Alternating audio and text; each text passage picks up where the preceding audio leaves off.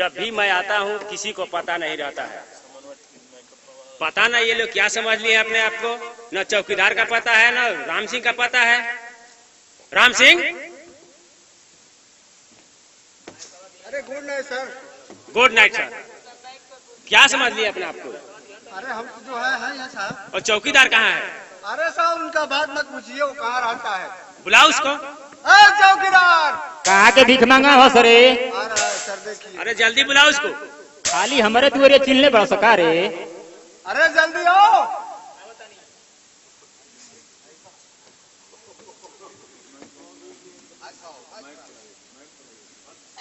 नमस्कार दरोगा जी। नमस्कार। चौकीदार, क्या तुमको भीख मांगा हम नजर पड़ते हैं? ना जी रहुआ का ना कौनी है, नरका का कौनी हो। देखिए सर, देखिए क्या कह रहा है। इनको क्यों बोल दिया? हम जने की भीख मांगा आइल बड़े से ऐसे बोलनी हम ना जने की थाना इंचार्ज हैं, यहाँ के सिपाही जी हैं। साहब जो जी में आता है वही बक देता है। जो समझ में आता वही बोल देगा तू? ना ना सरकार, हम ना बोलो। जानते हो आज कहाँ जाना है? कहाँ जाए के बाद? आज मेले के अंदर तुम्हारा ड्यूटी है। अच्छा, हमारी ड्यूटी मेला में रही। और तुम्हारे साथ ये राम सिंह रहेंगे। अच्छा, यहाँ का नया भर्ती कौन यहाँ का? अरे ये तो अभी नए नए 2-4 महीना हुआ इनका आया हुआ। ना हो, नया भर्ती भइला है।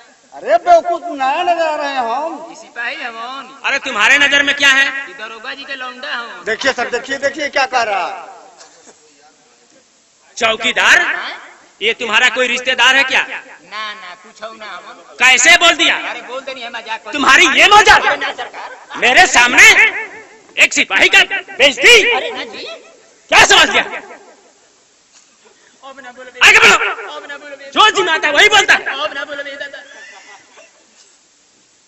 कुछ भी बोलते हैं। अब ना बोलो। राम सिंह, जी सर। इधर आइए। कहिए सर।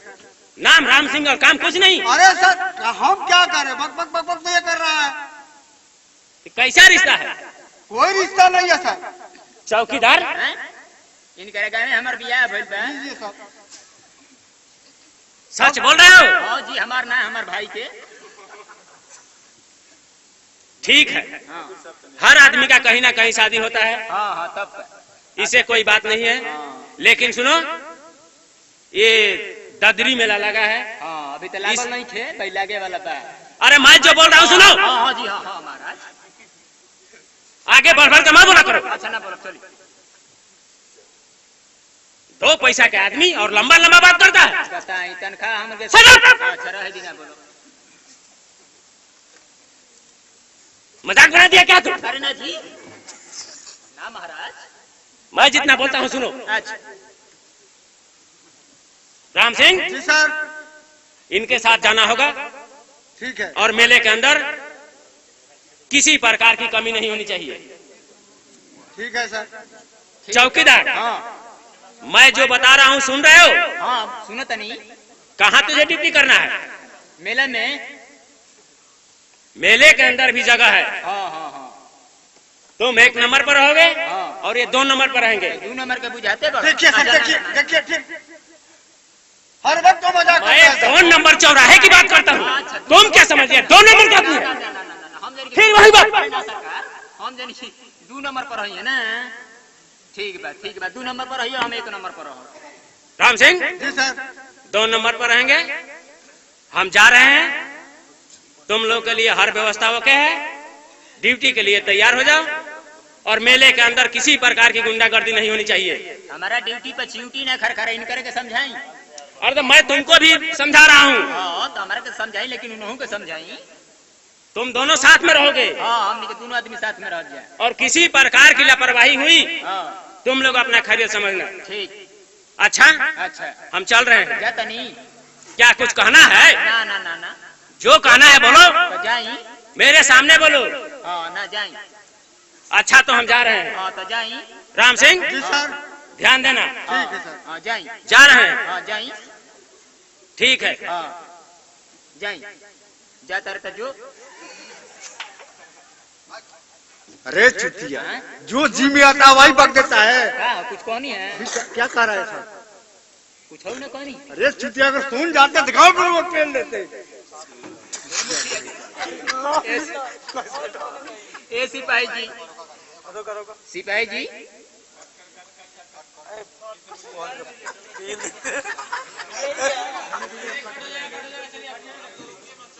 ए सिपाही जी कहो। अच्छा कहो। ये बताओ पढ़ल लिखल हो इससे क्या मतलब? तो कैसे सिपाही में भर्ती अरे चुटिया बिना पढ़े लिखे हम सिपाही में नौकरी पाया है। अच्छा कौ तकले पढ़ल हो? हम इंटर पास है। इंटर पास हो? हाँ। अच्छा ये सरकार तारा के दिले दिए मैं तुम्हारा बाप दिया है वर्दी। तब ठीक बा ठीक बा तो पढ़ल लिखल हो ना? फिर वही बात। हाँ माने कौ तकले पढ़ल हो?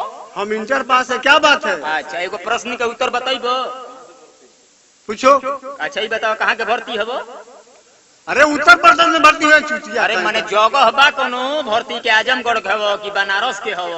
कहाँ के हो कि छपारा के हो? अरे बेवकूफ कहाँ है? हाँ माने आजमगढ़ के भर्ती की आजमगढ़ के भर्ती है। चलो तो पढ़ल लिखल हो ना? फिर वही बात। तो एगो प्रश्न के उत्तर बताओ। पूछो। सास पतो ही ननद भौजाई आ 3 गो रोटी बा के खाई? चुटिया सास पतो ननद भौजाई आ 3 गो रोटी बा के खाई? अरे बेवकूफ ये क्या कह रहा है? सास पतो ही ननद भौजाई आ 3 गो रोटी बा के खाई? चुतिया ननद भौजाई दो होती है। हाँ तो कब ननद भौजाई? हाँ यार एगो ही न होले। चुतिया बनाते हो तुम हमको।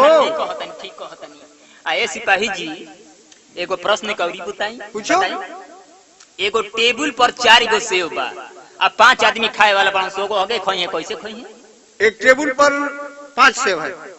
4 गो सेव। 4 सेव है। हाँ 5 आदमी खाने वाले हैं। हाँ कैसे खोइए? चुतिया तो कैसे खाएंगे?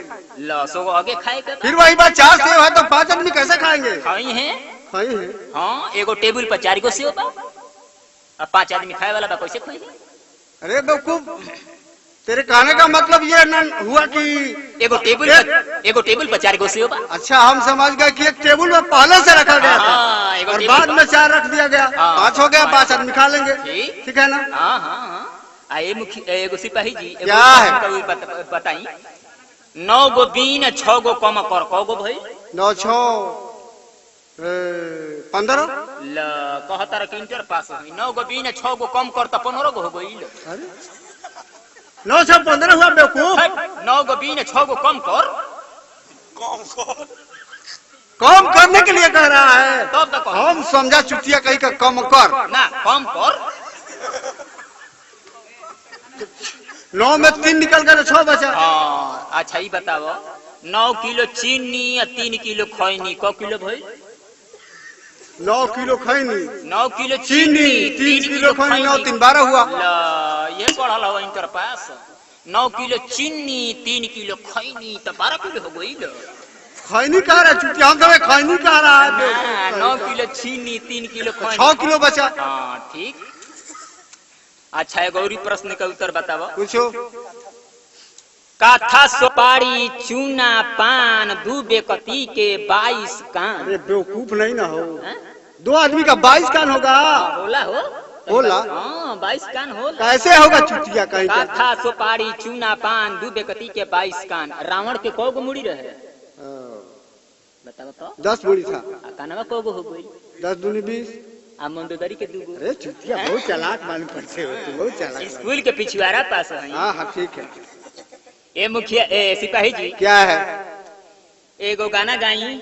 गाना? हाँ? गाना भी गाते? एगो हम सपना देखनी है। ओ क्या? रउआ रसमलाई के कराहा में गिर रहनी है आ हम पायखाना के टंकी में गिर रहनी है। अच्छा। रउआ चटत रहनी है हमारा के हम चटत रहनी है रउरा के। आए सिपाही जी अच्छा बियाह शादी हो गई बा रउर?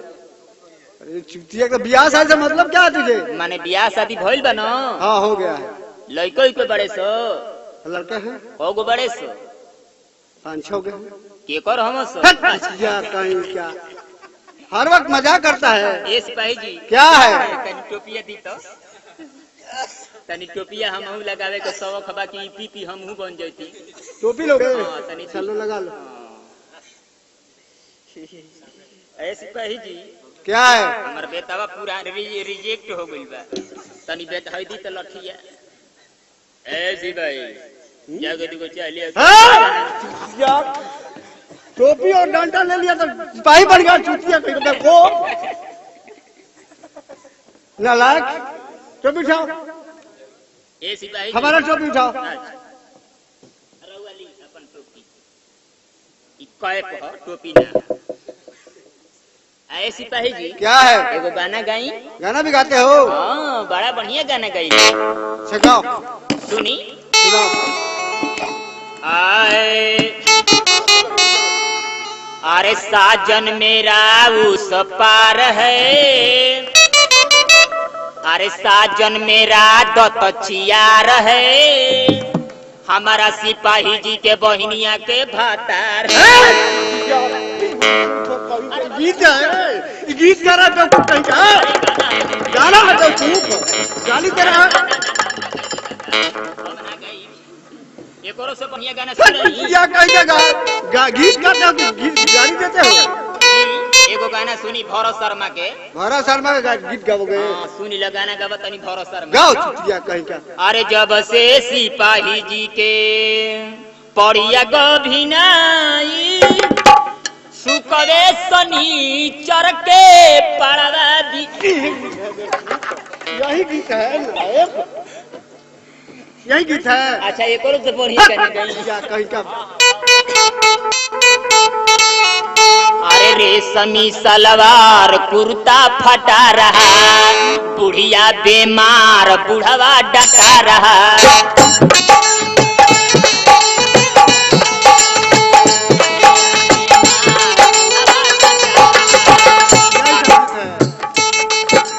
जब जब बुढ़िया डांटे सिपाही जी के गोया।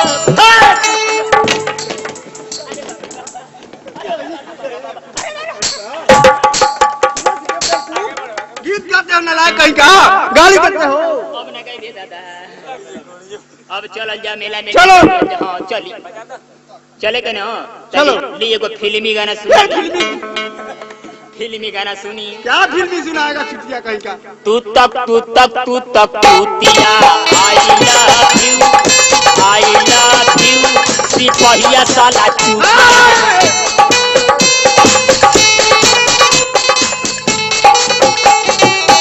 चुतिया है। अरे नाजी सरकार, चली चल जा मेला में ड्यूटी दी हो जा। बेवकूफ पार लगा कर भर दिया तू। चली चली चलो। हाँ, चल।